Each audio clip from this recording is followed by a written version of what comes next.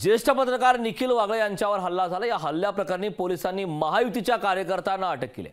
या हल्लेखोरांची ओळख परेड का केली नाही असा सवाल संजय राऊतांनी उपस्थित केलाय। तर परेड घेणाऱ्याची नौटंकी बंद करावी असंही ठाकरे गटाचे खासदार संजय राऊतांनी म्हटलेलं आहे। तर कोण संजय राऊत हे फार मोठे नाहीत असं देखील त्यांनी म्हटलंय। पाहूयात याच संदर्भातला एक खास रिपोर्ट।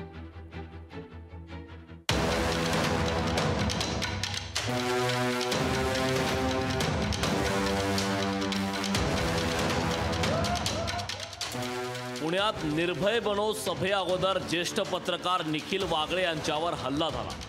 या हल्ल्याप्रकरणी पोलिसांनी महायुतीच्या कार्यकर्त्यांना अटक केली आहे। या हल्लेखोरांची ओळख परेड का केली नाही असा सवाल संजय राऊतांनी उपस्थित केला। पुण्यातल्या टोळीवाल्या गुंडांची ओळख परेड करण्याचा फार्स सुरू आहे का असा सवालही त्यांनी उपस्थित केला। ही शो बंद करा, माझं म्हणणं आहे पोलीस आयुक्तांना, ही नौटंकी बंद करा। वागळे, सरोदे, चौधरी यांच्यावरती हल्ले करणारे जे राजकीय गुंड आहेत त्यांची सुद्धा परेड करा, त्यांना सुद्धा हातामध्ये बेड्या घालून पुण्याच्या रस्त्यावरून फिरवा, तर तुम्ही पोलीस आयुक्त नाहीतर तुम्ही भाजपचे कार्यकर्ते।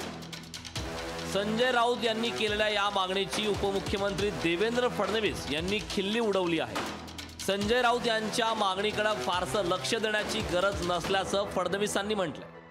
पुण्याचे जे पोलीस आयुक्त आहेत त्यांनी मध्यंतरी गुंडांची परेड काढली होती। संजय राऊतने त्यावर टीका केलेली आहे की ज्या पद्धतीने वागड्यांवर हल्ला करण्यात आला त्यांची पण परेड काढणार कशी अशी टीका केली। कोण संजय राऊत, कोण आहेत ते? कोणी फार मोठे नेते आहेत का? कोणी योग्य नेते असतील त्यांच्याबद्दल मला विचारायचं, संजय राऊतबद्दल काय विचार?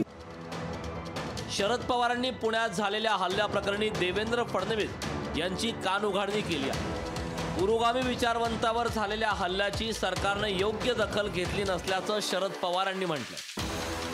अपेक्षा अशी होती की ज्या पक्षाच्या पुण्याच्या सरकारने हे उद्योग केले त्या पक्षाच्या राज्य आणि राष्ट्रीय नेत्यांनी त्याची आधी गंभीर दखल घ्यायची आवश्यकता होती, पण ती घेतली नाही, ती दुर्दैवी बाब।